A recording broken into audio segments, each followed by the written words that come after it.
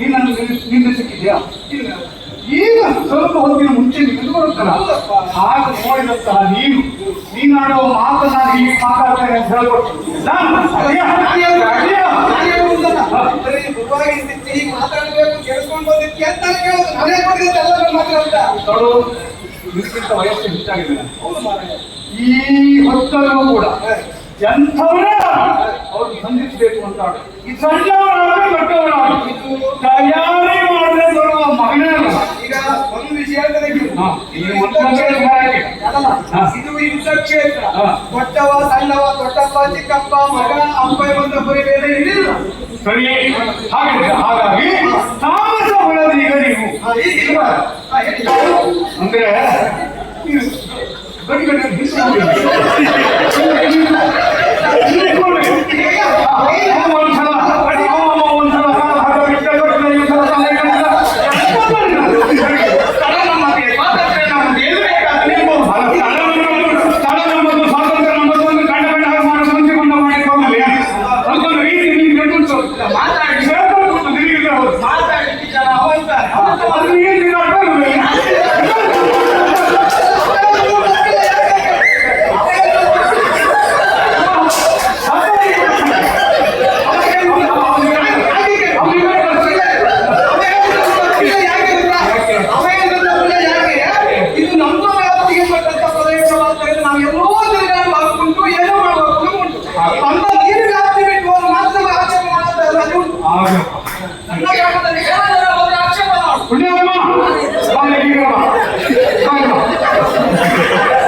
ಈಗೆಲ್ಲ ಪರಿಸ್ಥಿತಿ ಹೇಗಾಗಿದೆ ಅಂದ್ರೆ ಯಾರಿಗೂ ನಾವು ದೂರ ಮಾಡುವ ಹಾಗೆ ವಯಸ್ಸು, ಅನುಭವ, ಅಧ್ಯಯನ, ಯಾವ ಗುರುತ್ವ ಯಾವ ನಾವು ನಮ್ಗಿಂತ ಸಣ್ಣವರಿಗೂ ಸಂಸ್ಕಾರ ಹೊರತಲಿರುವ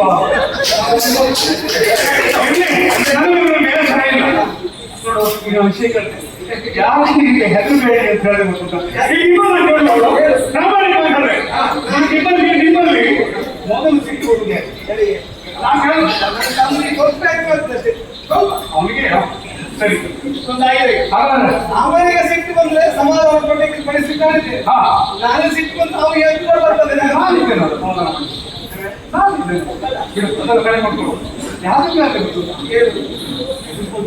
ಇಲ್ಲ, ನಮ್ಗೆ ಎದಕ್ಕೆ ಮುಂದೆ ನಮ್ಗೆ ಗೊತ್ತಿಲ್ಲ. ಹಾಗೆ ಯಾಕೆಂದ್ರೆ ನೀವು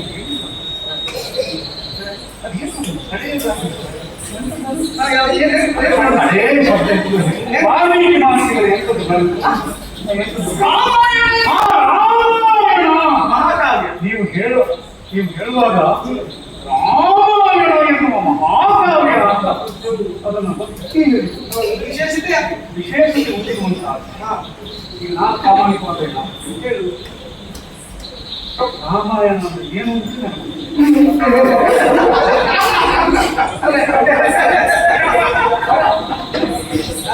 ಅಲ್ಲ ಗೊತ್ತಿಲ್ಲ ಅಂತ ಹೇಳಿದ್ರೆ ನಿಮಗೆ ಹೇಳುವ ನಂಬುವುದು ಸರಿಯಾ? ನಮಗೆ ಬೇಸರವಾದ ಯಾಕೆ ನಮ್ಮಲ್ಲಿ ದನ ಕಾಯುವ ಮಕ್ಕಳಿಗೂ ರಾಮಾಯಣ ಹೇಳಿ ಗೊತ್ತುಂಟು. ಇದೇ ಸಮಸ್ಯೆ ಅದು.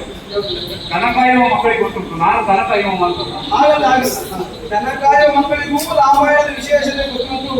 ಕೆಲವೊಂದು ವಿಷಯಗಳ ಬಗ್ಗೆ ಅಧ್ಯಯನ ಮಾಡಿದರೆ ಅಂತಹ ಸಣ್ಣ ಬಾಲಕರಿಗೂ ಅದರ ಬಗ್ಗೆ ತಿಳಿದಿದೆ. ಪ್ರಪಂಚದಲ್ಲಿ ಗೊತ್ತಿರುವಂತಹ ಕಥೆಯಾದ ರಾಮಾಯಣ. ಗೊತ್ತಿದ್ದ ಕಥೆಯಲ್ಲಿ ಮತ್ತೂ ಕೇಳಿ ತಿಳಿಯಬೇಕು ಎಂಬ ಹಾಗೆ ಸತ್ವವಾಗಿರುವಂತಹ ಕಥೆಯ ರಾಮಾಯಣ ಎಲ್ಲಿಯವರೆಗೆ ಕೇಳುತ್ತಾ ನಾರಾಯಣನನ್ನು ನರನನ್ನಾಗಿರಿಸಿ ನರನನ್ನೇ ನಾರಾಯಣ ಪದಪುರಿಯುವಂತಹ ಸುಲಭವಾದ ಸೇತುವೆಯಾದ ಕೇಳಿದ್ರೆ ರಾಮಾಯಣ. ಅಂತಹ ಅಯನ ರಾಮಾಯಣ ಕಟ್ಟಿಕೊಂಡ ದಾರಿ ರಾಮಾಯಣ